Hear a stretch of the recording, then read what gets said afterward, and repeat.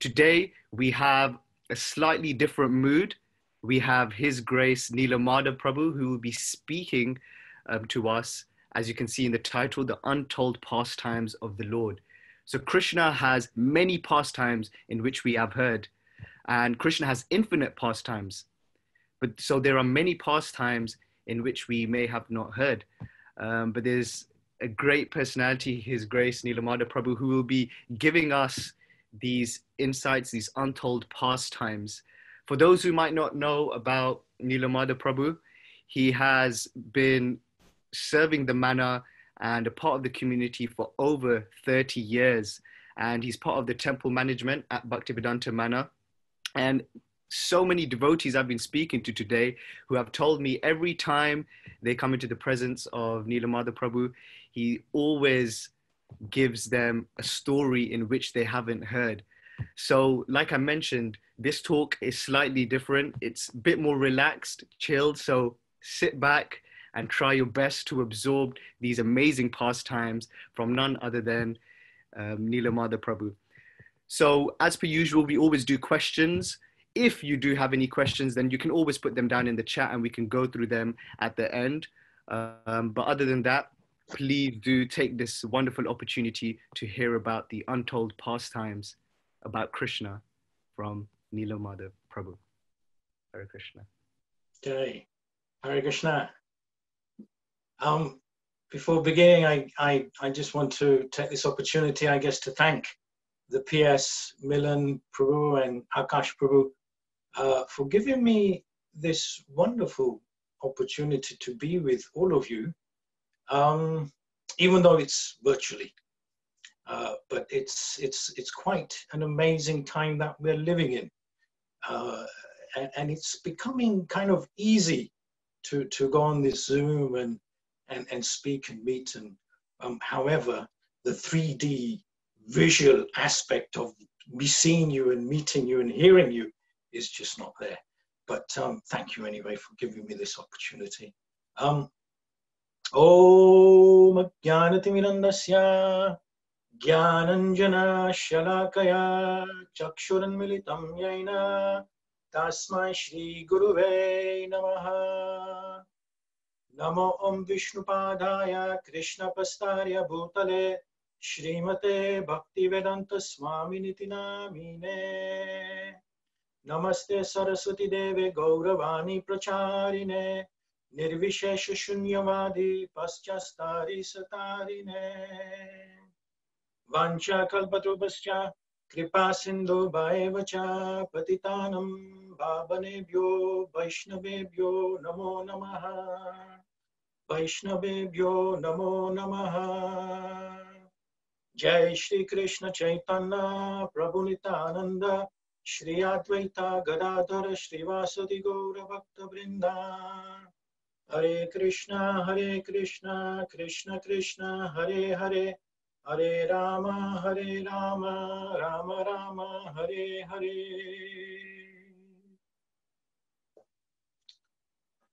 So of course this is truly a unique topic. Very little philosophy, if not none. It's basically very much lila based. And to really begin with a little bit of philosophy, because there has to be a little before we dive into the numerous pastimes.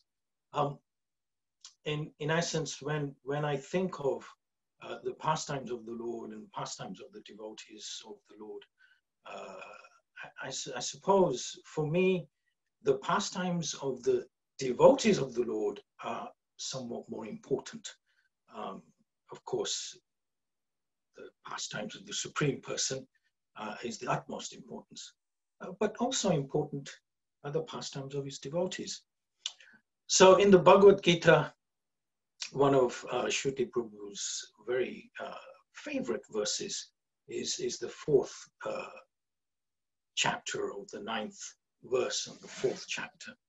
I don't know whether, right, it's come up, very good. So there's a little slideshow as I speak, because I'm sure that not all of you want to see me all the time. So it's better that you do look at the slideshow while we go through things. The 4th chapter ninth verse, very famous verse, Janma karma chame divyam, ivam yo viti tattvataha, vattadeham punar janma, naitimam iti sorujun.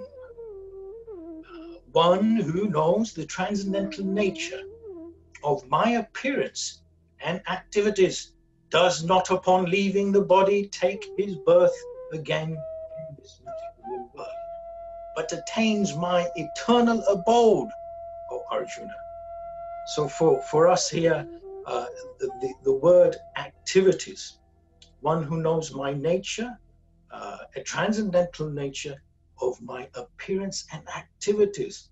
So it's so important for us to dwell upon, contemplate and meditate upon the Lord's appearance and his activities. And his activities are very much unlimited.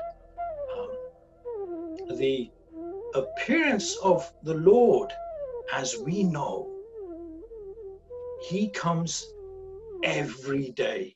And he comes every day of the universe, the Sham Sundar form of the Lord. And here we have the Sham Sundar form. We are very much accustomed to the Lord's appearance of the Lord's form. And he appears every day. Now, you may think, what, every day? But this day is the universal day. And he appears every 8.64 billion years. And if he were to appear every day, which he does, he's scheduled to appear, then he would appear within our universe 36,000 times. Now, we've been told in the scriptures that the universe is halfway through its existence, which would mean that he's appeared some 18,000 times. Quite unique. And of course, when he does appear, his pastimes may vary a little. There are certain changes in his pastimes. They're relatively the same, but there's some variation. The universe itself, as we know, it's mentioned in the Bhagavad Gita and Srimad Bhagavatam as well, that the universe exists for 311 trillion 40 billion years. So the appearance of the Lord, which has only been some 5,000 years, it's just been a little over 5,000 years, 51 centuries have passed. And so in essence, the inhabitants of this planet in particular, at present, you may think it not, but I kid you not, are very, very fortunate. For only 5,000 years back, the Lord appeared. And only 500 years back, over 500 years back, Gauranga Mahaprabhu appeared. So this means that the inhabitants of this planet are fortunate. And currently, you may think I'm kidding you, because currently, yes, we are going through difficulties. But that's just the current affairs. So those who exist on this planet and this universe are indeed most fortunate. The pastimes of the Lord, they're of two types mainly. There's Gokul and Goloka. Gokul are the pastimes which occur on this planet, on the Prithvi, on the Bhumi. And Golok is the spiritual realm. That's in the spiritual sky. So the activities which are performed by the Lord in Gokul are considered to be home of Vrindavan. Vrindavan, Vraj is where most of his activities are. His pastimes are there. And home of Vrindavan is the term used for his pastimes on the earthly planet, as it were. And if we were to look at just a glimpse of the who's who in the family, because the Lord has a vast family, and we see that the Yadu dynasty is so exceptionally powerful. The Yadus numbered billions upon billions. Prabhupada mentions billions upon billions, if not more. There's one figure given that just to educate the Yadu dynasty's children, just the children, there were 32.8 million teachers at that time, just to educate the children. So it's a very vast dynasty, and all the dynasties are very vast. But the Yadus, they originated from the Raja Nahusha. Nahusha is the origin, the very first of the emperors or the monarchs. And then his son, he had many sons, but his eldest son is Yayati. Yayati, his son became Yadava or Yadu. So that's where the dynasty comes down from. And coming further and further down, there's Raja Devhidya. Devhidya had sons, and he had three particular sons, and Surya Sen was one of them. He was the eldest, and that was a Kshatriya son. And then Kunti Boj. And then, of course, he had a Vaishya son by the name of Parjana. Parjana, he then had 5 sons. And those 5 sons are of significance to us because the eldest is named as Upadan, and then Nandan. This is Nanda Raja. Nanda Raja is the second son in the Vaishya side. And then Abhinandan, and then Nandana. So he had in total 5. And then on the other side, Surya Sen had his eldest son, Vasudev, and then of course, Krishna. So Krishna, naturally we know from the Bhagavatam, that Krishna then had 116,108 queens. Each and every queen gave him 10 sons and 1 daughter. So the Lord had 160,000 sons, and then he became, a grandfather and a great-grandfather, and that's how the Yadu dynasty went further and further, expanded further and further. So if we were to first just look at the family tree of Srimati Radharani, I do believe that's the next slide, whoever's controlling that. It's a very simple tree there, and we see that there are principally 3 siblings of Vrishabhanu and Kirtidar. Vrishabhanu is the father of Srimati Radharani. Kirtidar is the mother.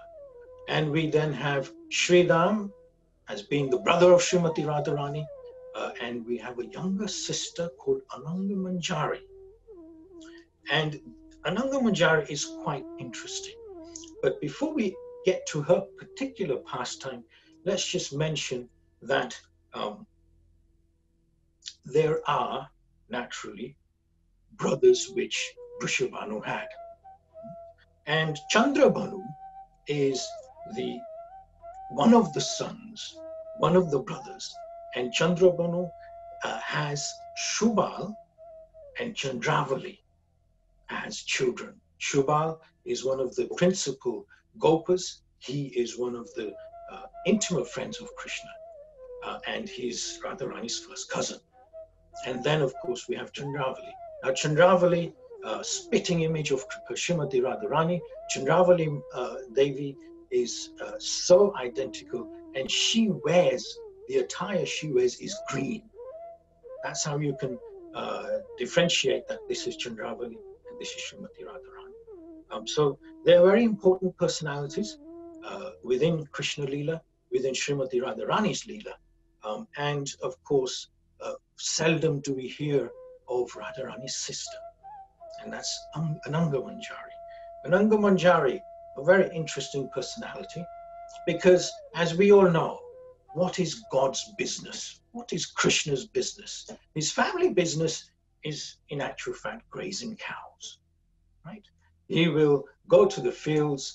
We know that Nanda Raja specifically has 900,000 cows, and he will graze them all. And one particular day when the grazing is going on, both Krishna and Balaram, they appear at Govardhan. Now, Govardhan Hill is indeed the most favorite place because Govardhan has all the facilities which they need. Or it's actually a very, very opulent mountain, which has all the facilities. So Krishna loves being on Govardhan Hill. He sports there a lot. And by the time they get there, it's like midday. By the time they leave, when Krishna does leave, it's a big festival. Mother Yashoda comes out from her palace again and again to make sure that Krishna's attire is appropriate and that he has all the paraphernalia which he needs. He has a nice packed lunch just in case he gets hungry during the day. So all this preparation is made on a daily basis. So by the time Krishna gets there, on Govardhan, he then disappears. So Balaram is thinking, what is this brother of mine doing? Every time there's work to do, the guy disappears. Wait, look, what's going on? He seems to not want to do any work. When it comes to work, then he's always disappearing. So then Balaram looks, where is this Krishna? He looks and looks. He's looking around the entire Govardhan. And he climbs to the topmost part of the Govardhan Hill. And then he looks, and at a distance, he sees the Lord. He sees Krishna. And he sees the Lord at a distance, and he's thinking, what is this guy doing? It's the middle of the day, and the Lord, Krishna, is performing his rasa dance? Unheard of. So Balaram was quite intrigued. He's thinking, okay, I've got to investigate further. So he gradually climbs down and goes towards where Krishna is performing his rasa dance. And he gets nearer and nearer. He gets nearer and he sees that Krishna has expanded himself into many, many forms, dancing, because it's the rasa dance. Middle of the day, no doubt. But then he is utterly, utterly surprised because he sees that he's actually dancing with just one gopi. And he's thinking, but generally Krishna dances with various different gopis.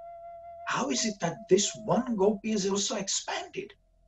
He's mesmerized. And of course, when he takes a look further, he notices that this one gopi, who is also expanded into the same number of forms as Krishna, is none other than Srimati Radharani.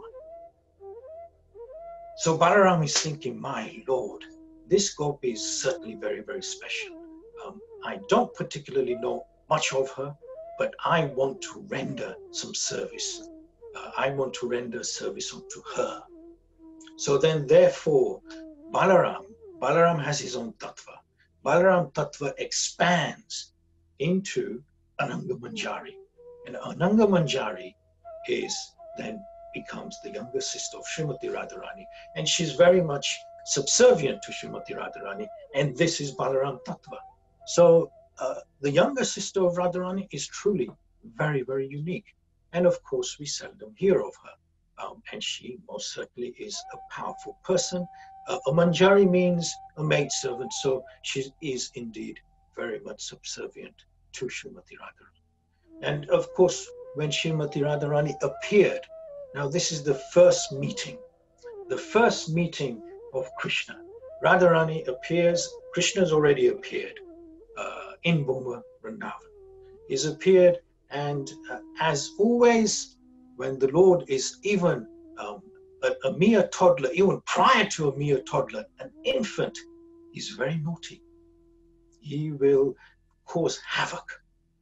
So when Radharani appeared, something unique happened, for she would not open her eyes. Days went by. Everyone in the family, Vrishabhanu Maharaj, Kirtidar, Maharani Kirtidar, everyone is so very worried. Why is this girl not opening her eyes? Yes, she's conscious. The baby, could she be blind? She's not opening. So then word spread throughout the whole of Vraj that the daughter of Vrishabhanu, Kirtidar, could be blind. So she just wouldn't open her eyes. On the 6th day, a huge festival took place, and everyone was invited. And it was a very joyous occasion. However, the baby was just not opening her eyes. Radharani was kept in the inner chambers of the palace. And the family of Nanda Raja, they want to leave Nandagram. Now, Nandagram, in essence, we have Varshana. Anyone of you have been to Vrindavan? Quite a unique place, because on one side you have Varshana, and on the other side you have Nandagram. And of course, in the middle is Jabat. But Nandagram, the journey is quite unique. It's very, very auspicious. So everyone from the family of Nanda Raja appears at the palace of Maharaj Vrishabhanu for this festive occasion. And of course, Krishna is really agitated. He wants to immediately run around. And when they get into the inner chambers, he notices where Srimati Radharani has been kept. So somehow or the other, he is let loose, and he enters one particular room, one particular chamber, which then leads into the inner chamber of where Radharani was kept. And in that chamber, he was looking, where is Srimati Radharani? Couldn't quite find her. So in that chamber, he caused havoc. He ruined the entire chamber. Everything toppled over. When everyone realized that where is Krishna, and then a tumultuous sound of things dropping everywhere, they realized that this little child has gone into that chamber. So they were running in there. And then he noticed, the Lord notices, there's a third chamber. And he enters that chamber.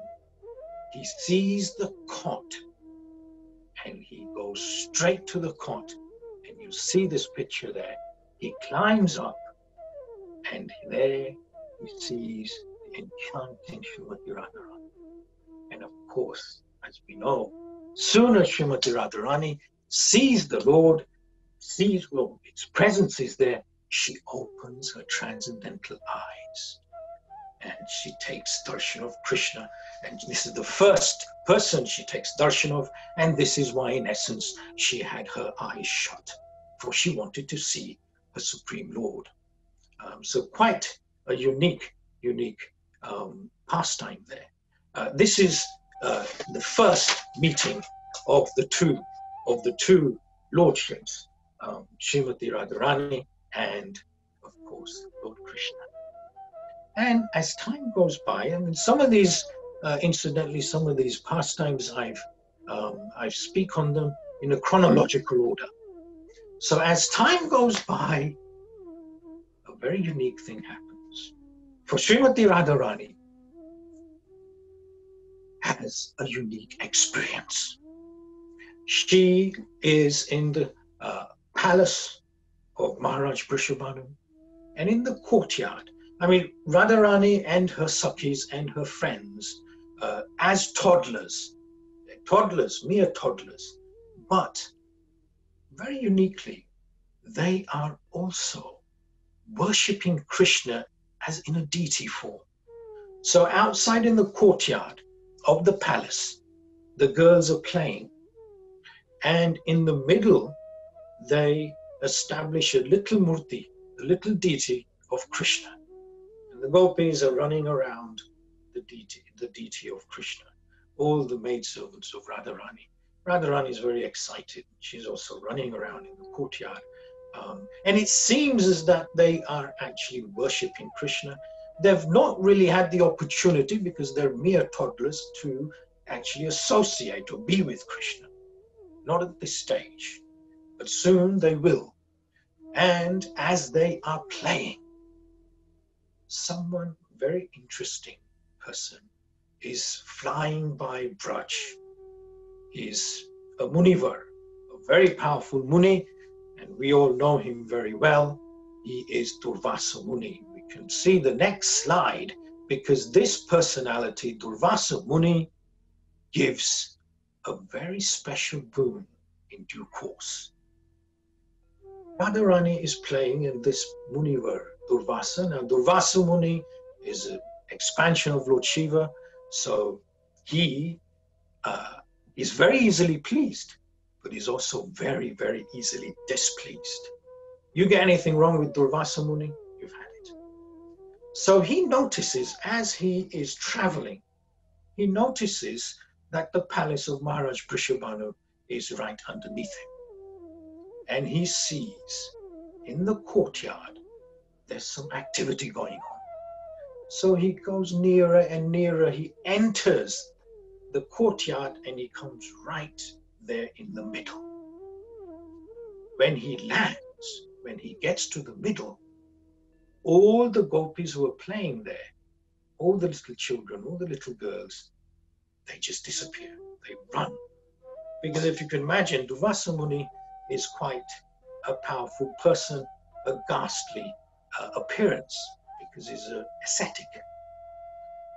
But one person, Srimati Radharani, pays her obeisance, and with folded hands, she offers prayers and says to the Muni, "Is there anything I can do for you? How can I serve you? This is a mere toddler girl."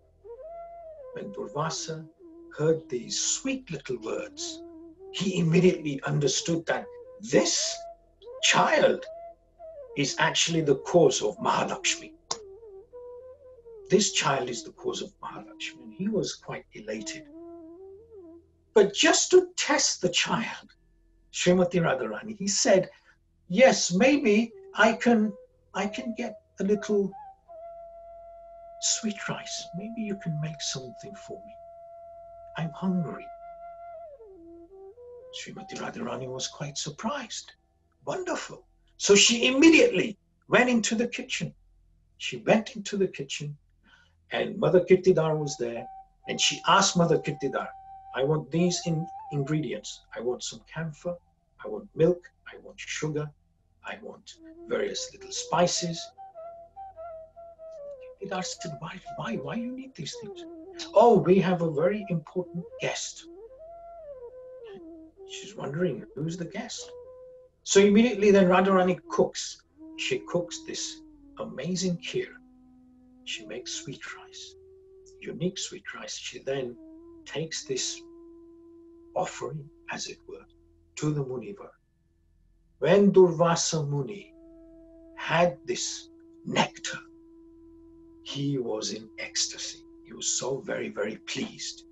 And that's when he benedicted Radharani. He gave her the boon that whatever you make, it'll never be the same. It'll always be different. Whatever you make, it'll never be the same. And whatever you make will be absolute nectar. And that's why in due course, Krishna will only take Srimati Radharani's cooking as time goes by. So a very unique boon, something quite truly unique. And of course, if we then go to Krishna's side, this is a unique pastime, and you've all heard it so many times. It's during the Damodar Lila. The Damodar Lila, we all know, because every year we are so very much accustomed to it. And this particular pastime is of when the Yamala Arjun trees, because the entire Damodar Lila is all about Krishna pulling these trees. And if we were to contemplate, because actually you could give a whole class just on this, you can spend days and days just talking about this. And the pastimes, and this particular book, which is written and compiled by Shivaram Maharaj, it's Sri Damodar Janani, the mother of Damodar. A very elaborate, detailed account has been given. And when the Lord, he is bound. Now, he is bound in a public place, on the street, with the public grinding mortar. And he's bound, as we know, the rope is always 2 inches too short. But when he's bound, the Gopas come and visit him. And they're quite embarrassed. His friends are there. The public is coming to and fro on the streets. And they are actually thinking, why is this child bound?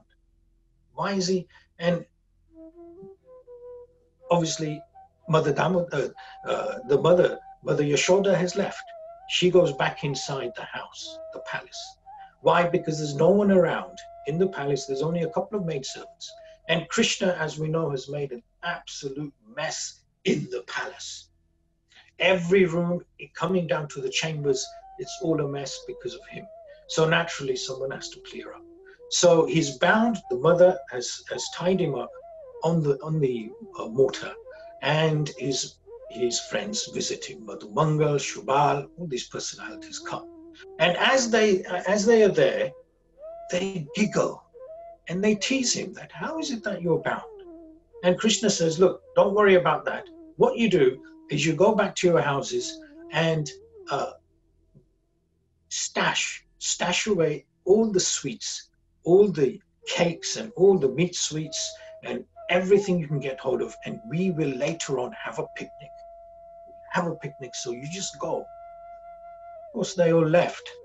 And then Krishna thought, okay, how do I get out of myself? And opposite, he notices the beautiful pavilion, the beautiful park and pavilion. He notices it very well. And there he notices the gates leading into the pavilion. And then he begins to tug. And of course, this is a huge grinding mortar. The Lord tugs and tugs, and this grinding mortar topples. And as it topples, then the Lord then crawls, taking this massive grinding mortar with him, and he enters through the gates. And as the grinding mortar hits the gates smash into smithereens because the mortar is so heavy. And the Lord is just crawling. He crawls and crawls towards the Yamala Arjun trees. The Yamala Arjun trees are an X. There's a little diagram there, a little painting picture where the trees are actually straight. But in actual fact, the trees are an X. And the trees were very, very favorite pastimes places where the Gopas would play. Yamala means twin trees. And Arjun, the name Arjun of the trees was given. Why? Because one of the 12 Gopas, one of the principal Gopas of Krishna, friends of Krishna, he's Arjun. And Arjun he was very, very much attached to these trees. On a daily basis, he's playing underneath these trees because the trees were an X. And so the boys would crawl underneath and enter through, and it's like being in a cave. And this particular Sakha of Krishna, this particular friend, Arjun, was very much attached. And therefore, the whole of Vraj named these trees as being Yamala Arjun. So Krishna is heading towards these trees in a very rapid and majestic manner.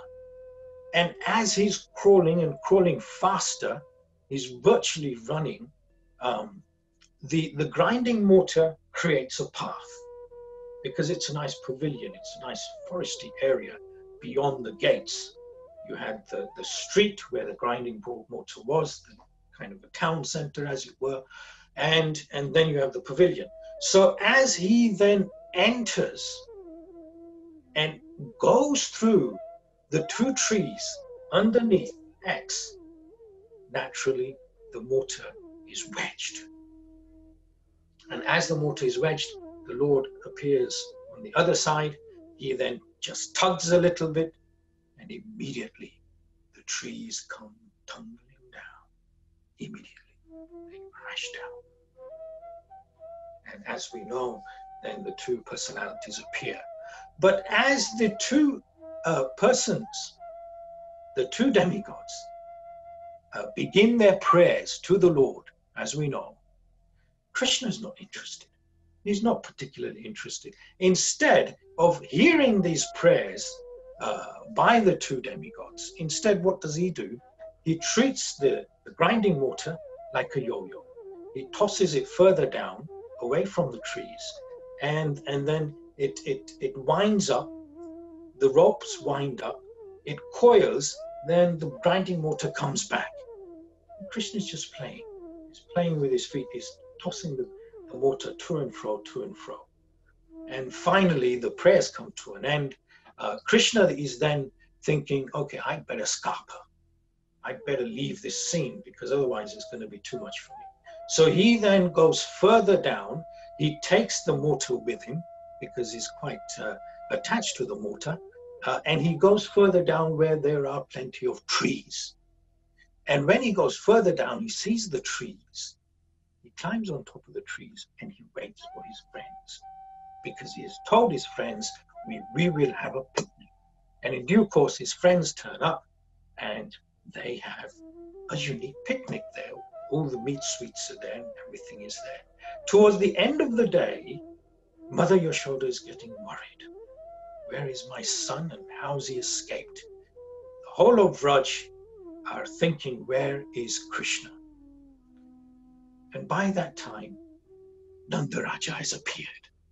Nanda Raja appears and he says, where is Krishna? Mother Yashoda said, I'm not quite sure. He seems to have disappeared. Nanda Raja then realizes that, okay, these Arjun trees, the Yamala Arjun trees have collapsed. Krishna's got to be around here. He goes further down and he sees, Krishna sees that his father is coming. And Krishna thought he was going to be in trouble for what he had done. So immediately he says to his friends, you will disappear. I've got to do a bit of acting. So he runs to his father and he embraces his father and he says to his father, you have now rescued me. For mother, Ma has tied me. She had tied me. She was so very cruel to me. She punished me unnecessarily. And you have rescued me. There's a nice line after that. That Nanda Raja rescued me, and Nanda Raja's thinking, Krishna, how is it that your mother tied you? Why did she tie you up? What for? Very, very, very emotional situation there. Nanda Raja was thinking, my Lord, how is it Krishna's tied? Takes Krishna back to the palace. And in one sense, Mother Yashoda is now feeling very guilty and perturbed. And Krishna makes sure that he has actually been in trouble. He's the one who's been so naughty in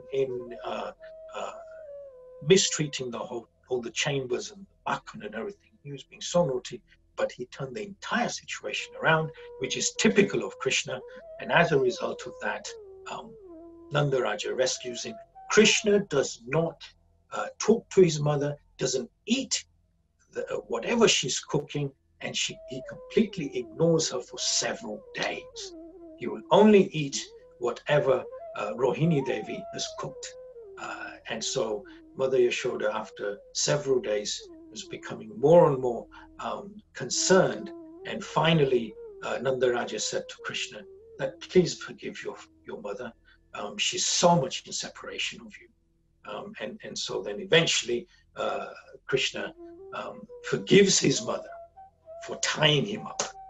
And she's then allowed to cook for him and care for him. So quite a unique set of events take place there. And that particular pastime is indeed very, very relevant for us, and it's very close to us because of the Kartik month and because of the importance of it all. Of course, as time goes by, Krishna is always displeasing Srimati Radharani. Every time. And he's never able to satisfy her. And every time, whenever there's a meeting of both of them, he is always late. The Lord is constantly late And so on many occasions, Radharani becomes very much,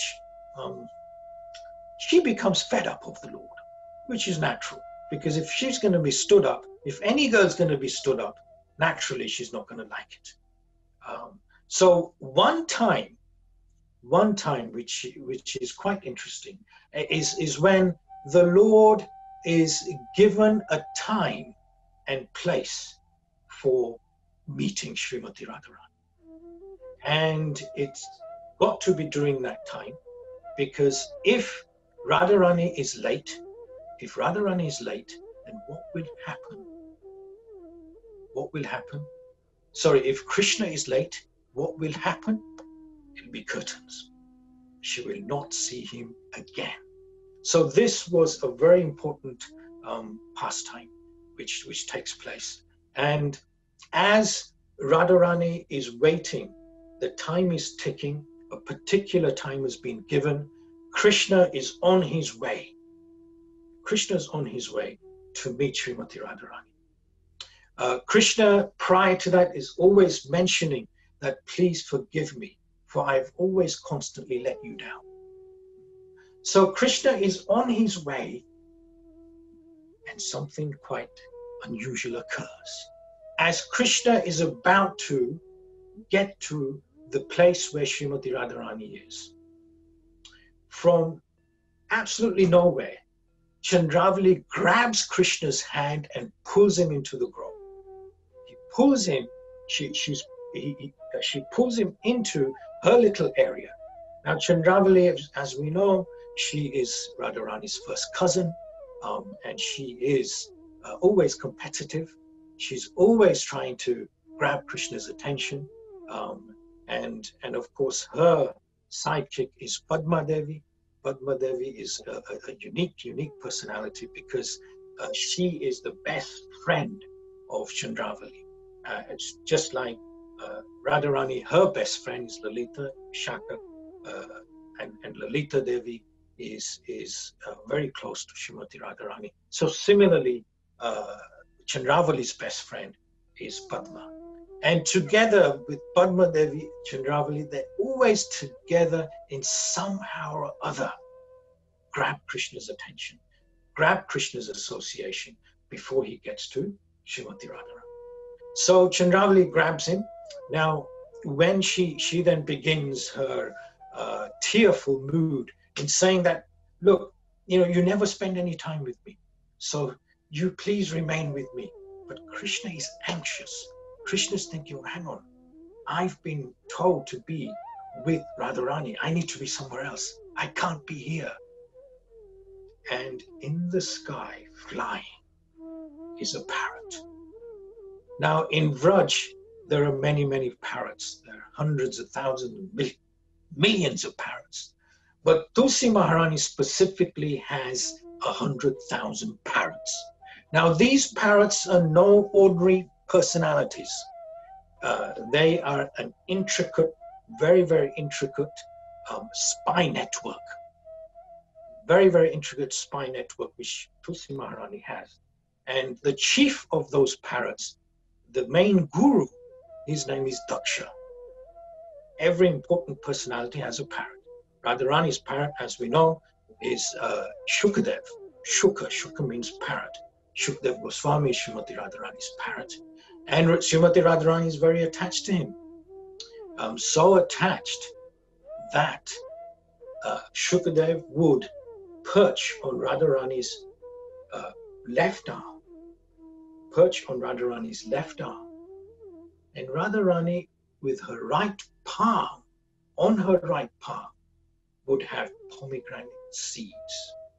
She would personally peel the pomegranate seeds, and she would personally feed a parrot. And Shukadev, the parrot, would come and take the seeds of pomegranate. So this is how attached. Can you imagine how important this particular parrot is to Srimati Radharani? So Draupadi Maharani, she has her parrot. Her parrot's name is Nilamani. So Tulsi Maharani, her chief parrot is Daksha.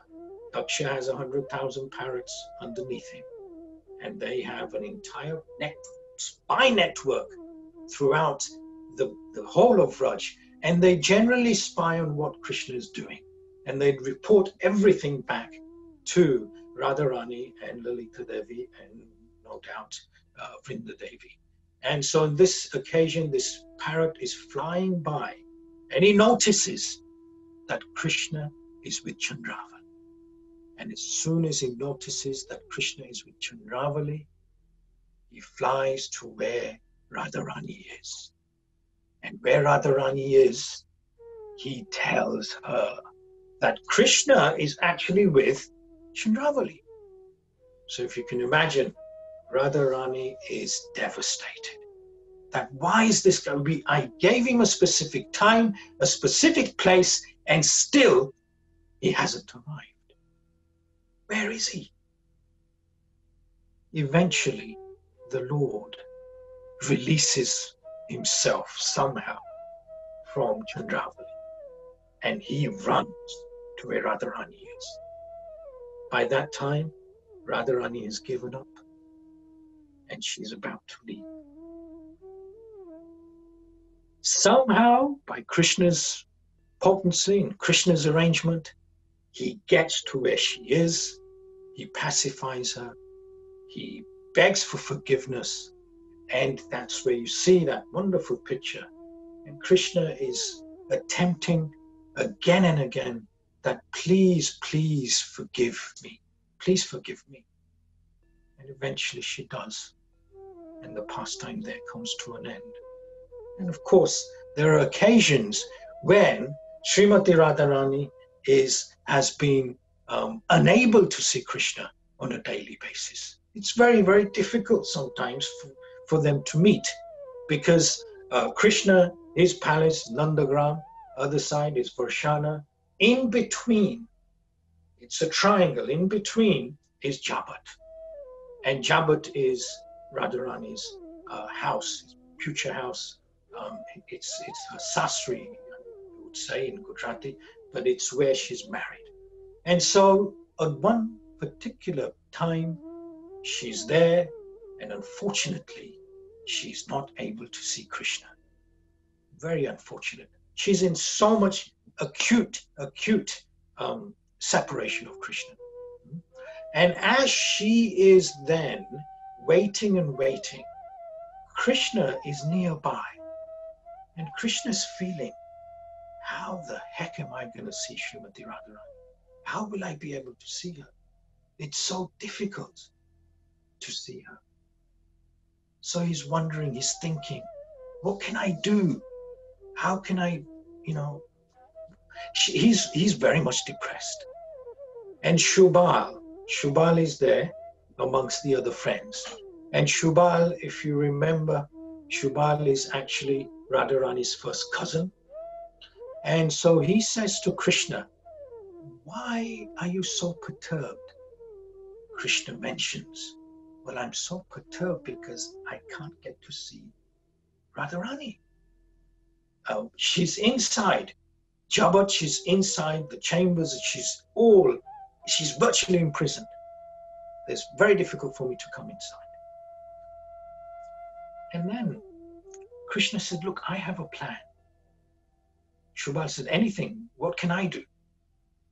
Krishna says, well, you are very close to her, and you are like the pet of Jyotila. Jyotila is the mother-in-law of Srimati Radharani. You're the pet. So why don't you enter there and somehow bring her out, and then we could meet.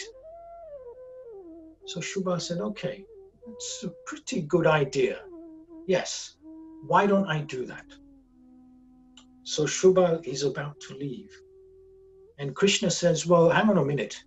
Before you leave, you might be caught inside the fortress, as it were. You might be caught, and Jyotila will ask you that, why are you here? So I tell you what, take this calf, and you say that this calf was running around and got lost, and I'm ending up being here, and you're rescuing the calf. So that was a good idea to take the calf with him. So Shubal then takes the young calf in his hands, enters Jabat, enters inside, undetected, enters the inner chambers of Srimati Radharani. All the maidservants of Radharani are there, and they are so very delighted to see Shubal. Radharani is very much lamenting. She rises up and she notices that Shubal is here. And of course, when she sees Shubal, because it's the brother, she's truly delighted, because she knows that if Shubal is here, this means Krishna is very much around. And Shubal then releases the calf, and the calf is in the chambers as well. And Shubal then mentions that, look, Krishna wants to be with you. You need to leave. And Radharani said, well, how can I leave? You know, I'm virtually in a prison here. So then Radharani said, well, look, you know, why don't we do one thing? You dress as me, and I dress as you. We exchange our attires. How about that? So, of course, when they do exchange their attire, when they exchange their clothes, Radharani is the spitting image of Shubal. And Shubal is the spitting image of Srimati Radharani. And of course, Shubal remains there.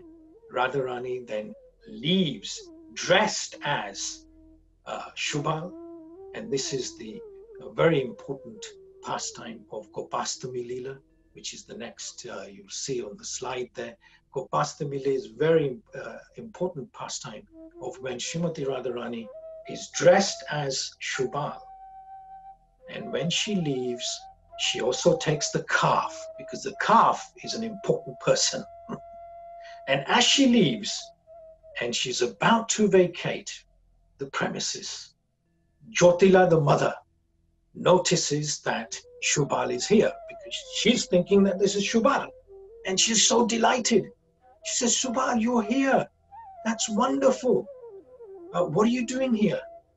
Oh, I'm just rescuing this calf, because Krishna is very much nearby.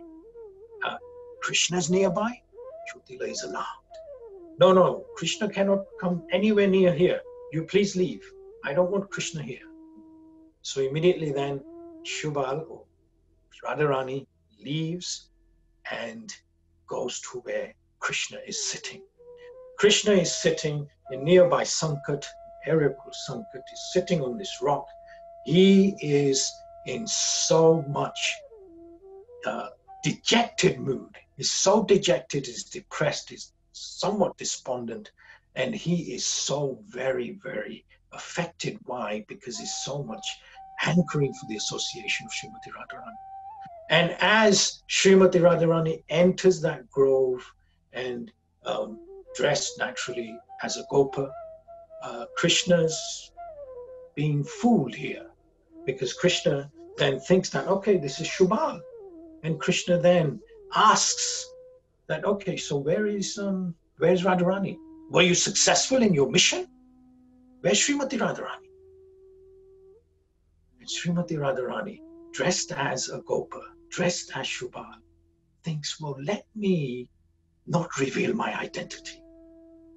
And she mentions, you know, Krishna, I'm really sorry, but I failed in my mission. I couldn't lure her out. I couldn't manage it because the whole place is a fortress.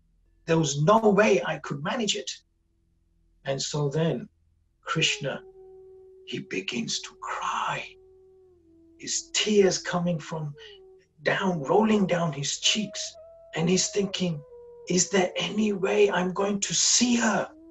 He's so very affected. And when Radharani notices that Krishna is in such a pitiful situation, she caves in. She really, really thinks, okay, I can't carry on with this disguise of mine. What does she do? How does she reveal who she is? she lifts her turban. Naturally, she's wearing a turban. All gopas have turbans. You see in the picture here, and the deities there, Radharani has a beautiful turban, and she lifts, and when she lifts her turban, her hair comes down. And that's when Krishna realized that this is Srimati Radharani. Srimati Radharani ki jai. Wonderful pastime. And again, these pastimes are so very, very nicely explained in good detail within the Navavraj Mahima, Shivaram Maharaj's book. There are 9 volumes, and just behind me, I've got the empty boxes here, and the books are over there. So it's very, very relishing. And of course, when Krishna eventually leaves Vraj, he eventually leaves Vrindavan, and it's a very sad occasion. When he's leaving, it's a very sad occasion. And this picture is when Akrura takes Krishna away. And of course, Akrura means one who is not cruel. Cruel means cruel. And akrur means one who is not cruel. But the gopis here, they are dressing Akrura as being the most cruelest person. Why? Because he's taking Krishna away. There's a big picture in the temple president's office, and many times I look at that picture, and it really is truly fascinating. And as Krishna is then being taken away to Mathura, and of course he doesn't come back for many, many years. For over 25 years, he doesn't come back. And he tells the gopis there that, oh, he'll be back in a couple of days. Don't worry, I've just got to, take care of Kansa, establish Mathura, and I'll come back in a couple of days. So don't worry. So he's reassuring them. But he doesn't come back for many, many years. Fortunately for them, they are in true separation. So as Krishna leaves, as Akrura is taking Krishna away, what occurs? Something very unique. In this picture, it's not there, but in the picture which is in the temple president's office, there are actually 2 chariots.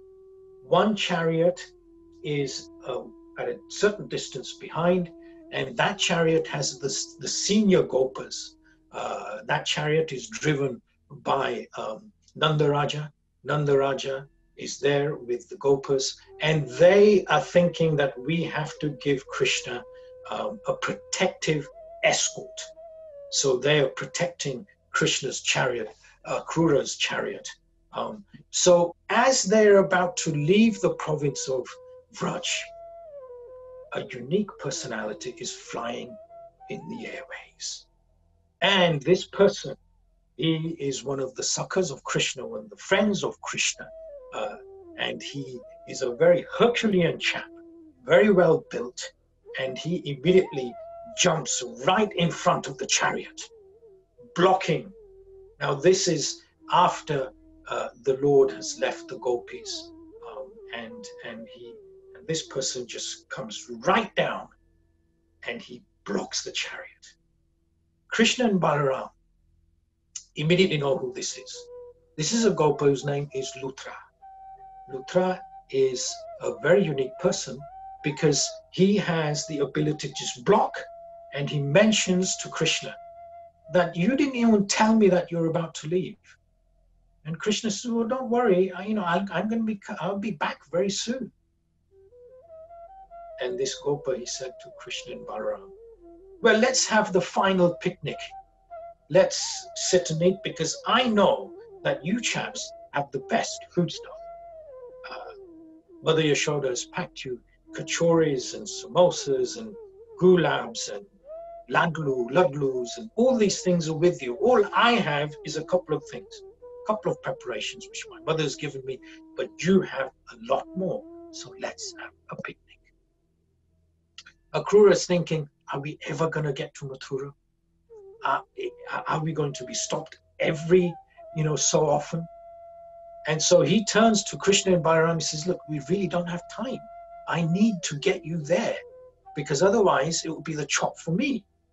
Krishna says, look, only a few minutes, it won't take long. So they come off the chariot, they sit, and they have this wonderful picnic, beautiful picnic. And Luthra, because he's very stout, he's very Herculean, he takes everything, eats everything.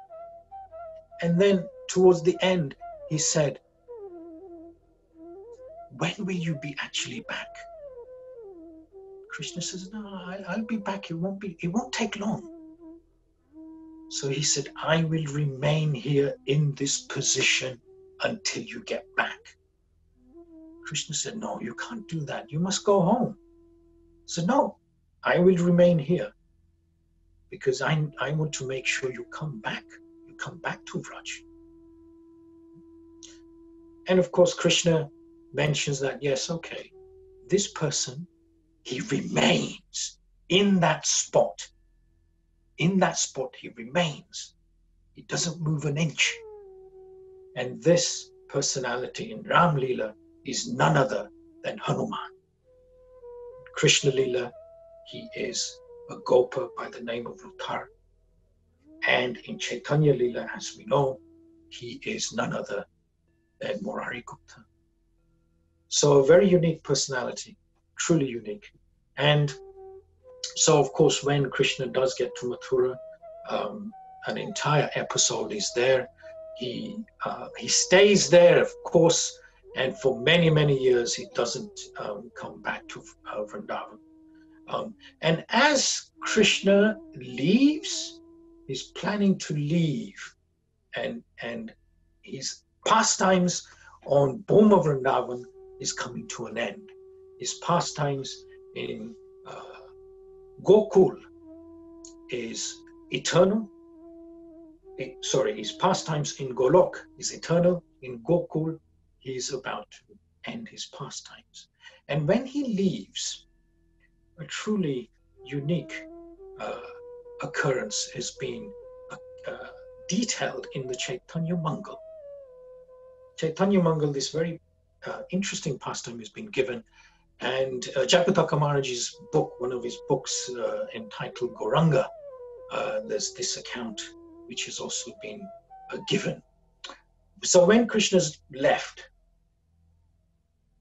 there's one person who is looking for him, and it's the brother of Srimati Radharani. Sridham realizes that Krishna has left. He's heard that Krishna's left. So he's thinking, has Krishna actually left? So what happens? He goes everywhere. He enters Dwarka, and again, Krishna is not there. He enters other provinces. He even comes to Hastinapur, and again, Krishna is not there. Everyone tells him that Krishna is gone. So eventually he thinks, no, Krishna has to be in Vrindavan. Let's go back to Vrindavan. Let's go and enter Govardhan. Let's go to Govardhan. And of course, when he enters Govardhan, he doesn't find Krishna. He enters the cave within Govardhan. Now, underneath Govardhan, there are caves, and these caves are very, very opulent. So he enters this cave, and he sees that no one's around. Krishna's not around. By this time, Sridham has definitely had enough of searching. In this majestic environment, and he notices in this chamber, which is a cave, he sees the couch, which is a majestic couch, and he's thinking, okay, let me just sit here. Maybe Krishna will come. Maybe he'll appear. So he sits there. A month passes. A year passes, he's still there. A decade passes, he's still there. Then a century passes. A millennia passes, and he's still there. Unique. 4.5 millennia later, 4,500 years later, he's still there. By this time, Gauranga Mahaprabhu is on the planet. He's here. And when Mahaprabhu eventually gets to Vrindavan, he gets to Govardhan, and when Mahaprabhu he is there, he mentions to Lord Nityananda that there's one personality who has been waiting for me for a long, long time. Go and fetch him. Lord Nityananda, obviously, he's a very unique personality. He says, well, why do I have to go? Why can't you go yourself? And Mahaprabhu said, no, you go and fetch this guy. Nityananda leaves and he enters Govardhan. He enters the cave. He sees the cave underneath. He enters that cave, and there, on that couch, on that majestic couch, he sees this unique personality. He enters near there, and there he sees that this person is in samadhi. He's sleeping. And Nityananda shouts the name of Lord Chaitanya, Gauranga, Gauranga, Gauranga. And this personality comes out of the samadhi which he's in. His eyes wide open. And he says, oh Balaram, it's you. You're here. If you are here, then Krishna is here. Take me to Krishna. And Lord Nityananda says, well, I'm Nityananda, but I'll take you to Krishna Chaitanya Mahaprabhu. So he's taken there. And Sridham meets Gauranga Mahaprabhu. And when they meet, they're about to embrace. They're about to embrace. And Krishna, Chaitanya Mahaprabhu, sees that the Sridham is much taller. Because in the previous yuga, everyone was very tall. And so what does he do? He grabs, because Mahaprabhu is 7-8 foot tall. He grabs the chin of Sridham, and then he puts both his feet on Sridham's feet, tugs at it, pulls him down to a sensible height. And he then mentions that you are now Abhiram Thakur. So Abhiram Thakur, Sridham, Abhiram Thakur is the personality, a very important personality in Mahaprabhu's pastimes. Finally, we come to a pastime which is incredibly unique. And we come to a pastime when Krishna leaves. And he leaves, and this is a little detail that's been given in the Chaitanya Mangal, and a lot more detail has been given in this particular book called Krishna Vijay. This book has been written by a personality by the name of Gunjaraj Khan. Gunjaraj Khan was a contemporary of Mahaprabhu. This is the latest edition, and this compilation, Krishna Vijay, means victorious Krishna. And it was initially written in simple Bengali language. And when Mahaprabhu got hold of this scripture, it was compiled in 1473.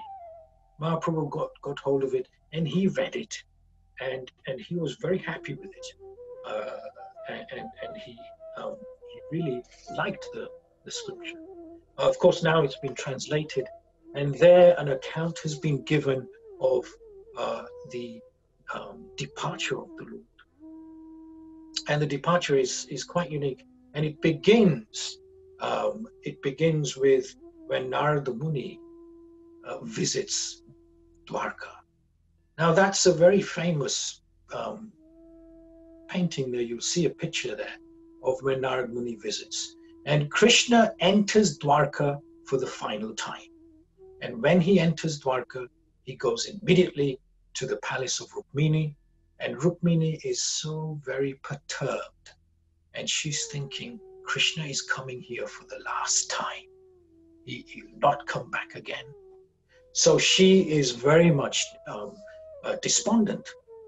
Krishna, when he enters, he says to Rukmini, why are you so affected? What's the problem? What's the issue here? Why are you so sad? Have the children misbehaved? Has your mother-in-law been cruel to you? What's the problem?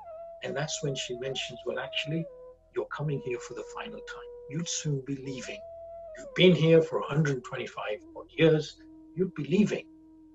Now, outside the palace, Narad Muni is looking in. When Krishna notices through the window that Naradji is there, he immediately goes out and he immediately brings Narad Muni inside. He's the guru. He gives him the Vyasasan, and Narad then sits on the Vyasasan. And immediately the Lord instructs the maidservants, and Rukmini Devi in particular, they begin to wash the guru's feet. Rukmini Devi is offering water, and Krishna is actually washing the feet of the spiritual master. And as he's washing, he notices that Naradji is very sad. Now, Narad Muni being sad is unheard of, because he's constantly glorifying the Supreme Lord. He's constantly performing Sankirtan. How is it that Narad is sad? Unbelievable. And he asks, why are you so sad? Narad said, Kali Yuga is about to appear. It has appeared. And your pastime will come to an end. So my problem is, what's going to happen with the population of Kali when you have left? So immediately Krishna turns to Rukmini and she says, see, this is the difference between you and the guru. You are simply thinking of yourself, that what will happen to you and what will happen to your family. Here, Narad is thinking about the entire planet. So Krishna addresses Narad Muni and he mentions to Narad Muni that you must go to Jagannath Puri and ask Lord Jagannath, plead to him that if Lord Jagannath desires, I will remain here. No doubt, throughout Kali Yuga. Narad said, oh, there's hope. There's hope. Narad leaves Dwarka. Before him leaving, Krishna mentions, come back and tell me the result. Tell me what Jagannath said. So Narad, he immediately goes, leaves Dwarka, enters Purushottam Kshetra, enters Jagannath Puri, takes darshan of Lord Jagannath, asks Lord Jagannath that, Krishna is here. Can you make sure that he remains here? Can you make sure that he doesn't leave? Jagannath said, look, this is ordained because, Krishna comes here every day. He appears on the 7th Manu, on the daily cycle, 7th Manu of the 28th Divya Yuga. He appears, so he comes and he leaves. I can't make him stay. But if you really are determined, you have to go to Svetadweep and see the Lord there. Because via Svetadweep, all the avatars appear. So you have to petition the Lord there. So Narad Muni immediately leaves Jagannath Puri and enters Svetadweep. When he enters the spiritual realm, he sees at the end on the altar, there is a personality. And this personality is being worshipped. On the right-hand side of this personality are all the queens of Dwarka, 16,100 queens. And they're lining up to go on the altar and worship this individual. On the left-hand side of this person are all the gopis. And Narad is mesmerized. He's so mesmerized, he's thinking, how is it that all these individuals are worshipping this person, and he's not even Krishna. That doesn't look like Krishna to me. Who the heck is he? So Narad goes closer and closer, and he sees on this altar, and this individual then calls him forward, that come nearer. And all these persons are worshipping this individual. And Narad is asked by this person, who are you and where are you from? Narad mentions, I'm from this particular universe, and Lord Krishna is there now. And this person says, well, I am there now? Narad is taken back, but you're not Krishna. And then this individual laughs. He says, no, I am Krishna Chaitanya Mahaprabhu. I am Krishna and Radharani combined. So what do you want of me? And Narad Muni there, he then understands that this is Gauranga Mahaprabhu. And he mentions to Mahaprabhu that, will you come with me and be present throughout Kali Yuga? Will you appear? Krishna's appearance is there, it's scheduled. But your appearance is not scheduled, you come out of your sweet will. Mahaprabhu said, yes, okay, you go. So Narad Muni, he leaves, and Mahaprabhu says, I will follow you.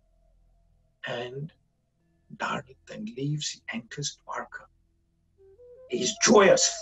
He's so very, very joyous because he knows that Krishna will remain.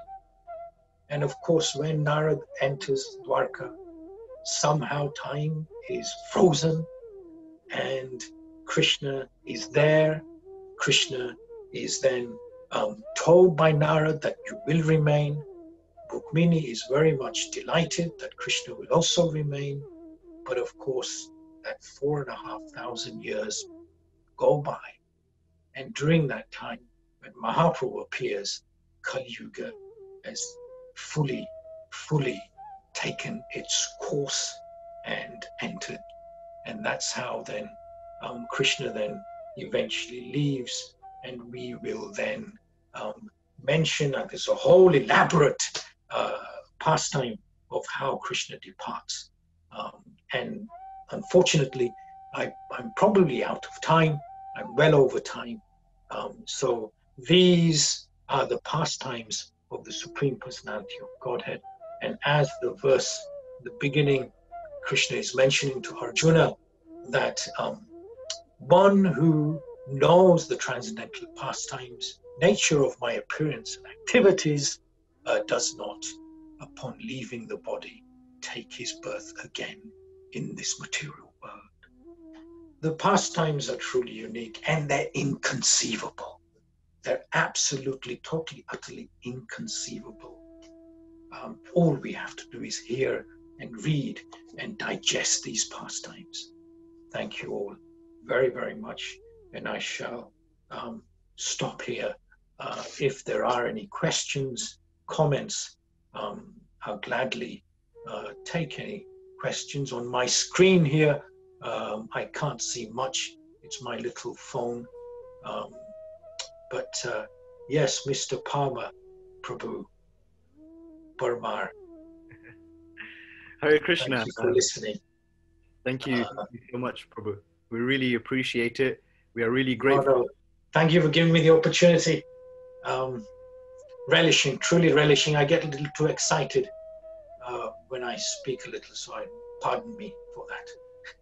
No, not at all. It's really amazing, and I'm sure everyone on this call really wishes it didn't stop, because it was so encapturing, and it really gave us the opportunity to constantly think of Krishna throughout. So we are really grateful, and we thank everyone on this call as well. We do have one quick question. It's just that how many parrots does Radharani have? Oh, they're unlimited. So many of, obviously the chief is Shukadev. But you know, there are unlimited parrots. So many. It's just countless. You know? Okay. Yeah. Just one more clarification. The book you mentioned, it was called Sri Krishna Vijaya by Gunaraja Khan. Was that the book? Yeah, Gunjaraj Khan. Oh, Gunjaraj. It's been translated. Obviously, it's in English now, and printed by Touchstone Media, and stamped of approval by the BBT. And this came out in 2004, I think. We may have it at the reception. That's where I got this one several years back. Thank you. Thank you. You received another question. How old was Krishna when he was there when Radharani opened her eyes? It seems like he was able to walk.